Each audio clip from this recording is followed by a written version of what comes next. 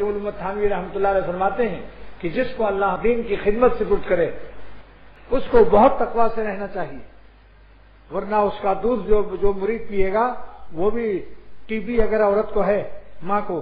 تو بتاؤ بچے کو ٹی بی ہو جائے یا نہیں؟ تو جو بد نظری کا شکار ہے وہ چاہے لاکھ تصنیف و تقریر کرتا رہے، اس کی الفاظ میں اس کا کینسر بد نظری کا موجود جراثیم. اس لیے جن کو دین کی خدمت اللہ سے پٹ کرے، سرکاری کام اللہ دے، اس کو انتہائی تقوی سے رہنا چاہیے، ورنہ اس کے جراثیم اس کے مریدوں میں منتقل ہو جائیں گے.